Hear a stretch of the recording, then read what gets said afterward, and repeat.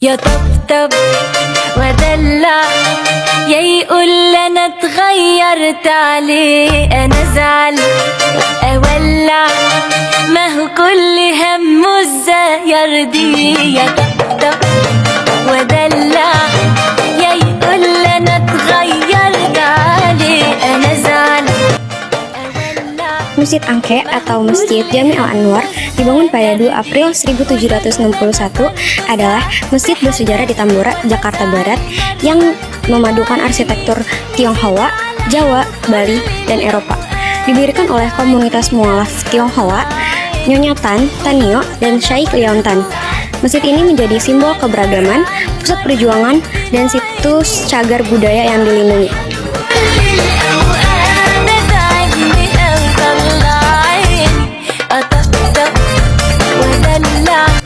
Pada masa penjajahan, masjid ini menjadi markas rahasia para pemuda dalam melawan penjajah. Di area masjid dimakamkan Syarif Hamid, Sultan Pontianak, yang wafat pada tanggal 17 Juli 1858.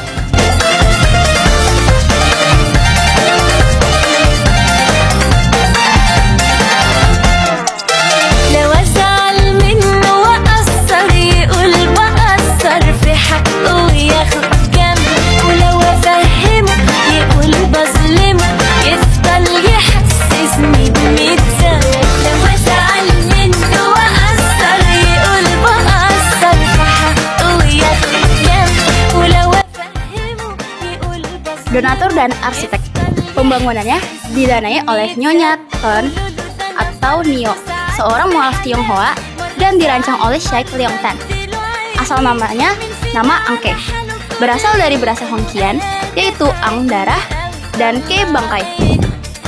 Berkaitan dengan lokasi dekat rumah jagal dan sejarah peristiwa pembantaian etnis Tionghoa tahun 1740 oleh Belanda.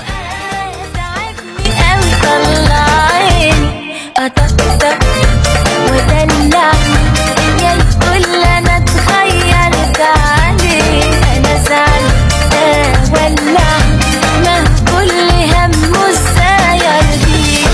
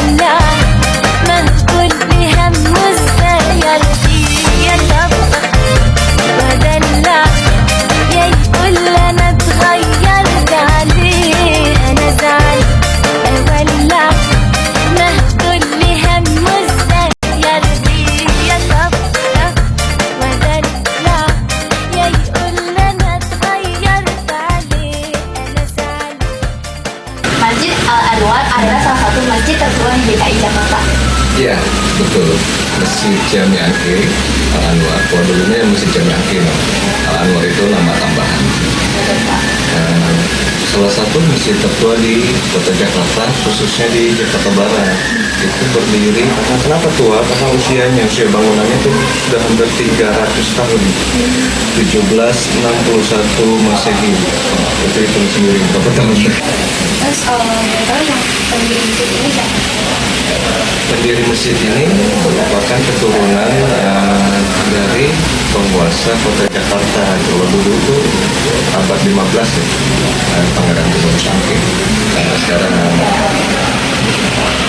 Ya, kira-kira Pak, apa sejarah berdirinya masjid? yang pasti di awal itu di abad 15 ketika penyebaran Islam ke kota. Nah ini perlu dijelaskan dulu sebelum jadi Jakarta. Ada yang tahu nggak apa namanya? Oke, sebelum Batavia, Jayakarta. Sebelum Jayakarta, Sunda Kelapa. Sunda Kelapa itu habis masa abad 15. Penyebaran Islam dari Demak Cirebon sampai ke Sunda Kelapa yang akhirnya berhasil menaklukkan Sunda Kelapa yang waktu itu masih dalam kekuasaan kerajaan Pajajaran. Ya, jadi ditaklukkan bukan artinya menjajah, bukan. Jadi peperangan itu lebih bersifat ke apa ya, keyakinan ya. Muslim meyakinkan ya, kalau dulu kan ajarannya kepercayaan ya. Iya, Sunda Wiwitan ketika berhasil menaklukkan itu otomatis menyebarlah ajaran Islam di Sunda Kelapa. Nah, ketika menaklukkan itu nama Sunda Kelapa udah nggak dipakai lagi, diganti menjadi Jayakarta. Nah, Jayakarta itu dipakai ke sebutannya untuk penguasa kota Jakarta. Jakarta yang pertama yaitu Pangeran Patahila. Dan kenapa Pangeran Patahila? Pangeran Patahila lah yang memimpin pasukan atas perintah Sultanan Demak dan Cirebon untuk menaklukkan Sunda Kelapa bersama Pangeran Tengku Sangkin. Jadi ditaklukkan, dirubah namanya menjadi nama kotanya ya, nama kotanya dirubah menjadi kota Jayakarta. Nah disitulah mulai peradaban Islam berkembang pesat di Jayakarta. Pak, keunikan atau ciri khas masjid ini? Ya, itu yang tadi saya jelaskan dengan keanekaragaman masyarakatnya itu menjadi keunikan tersendiri dan oleh arsiteknya yang seorang Muslim Tionghoa, kalau di sini disebutnya Sheikh Leong Tan, itu yang arsitek yang merancang, yang meramu. Keunikannya dari seni arsitekturnya, ukiran-ukiran. Apa saja acara yang dilakukan diselenggarakan di masjid ini? Sekarang, yang sekarang. Kalau sekarang melanjutkan perjuangan-perjuangan orang tua terdahulu, ya, seperti pembekalan taklim, terutama kepada generasi muda ya, saudara ya, dari mulai minggu sampai hari Sabtu itu full kita upayakan untuk pendidikan dasar, dan juga kita ada sekolah PTA sebelum SD, itu pembekalan dasar minimal mereka ngerti lah tentang agamanya, tentang akidahnya. Kalau untuk yang remaja sudah malam Rabu, malam Sabtu ada berdoa. Nah kalau yang hobi suka ngaji dengan tilawah itu ada malam Rabu dan Sabtu. Dan itu untuk umum. Itulah kegiatan-kegiatan selain yang remaja, anak-anak remaja, itu orang tua kita. Jadi sekarang di sini dimakamkan beberapa tokoh-tokoh penting ya? Ya, betul. Sebelum seperti sekarang banyak rumah malah lebih padat sekarang. Itu dulu makam semua. Nah, itu aslinya bisa dilihat seperti itu. Itu masih bukan Belanda. Belum ada rumah satupun. Itu kita dikelilingi oleh. Kenapa banyak makam? Karena menjadi basis atau menjadi tempat titik sentral ketika dari abad 15 itu di sini sudah ada pasukan dari Cirebon, Demak, Banten sebelum berperang melawan Sunda Kelapa.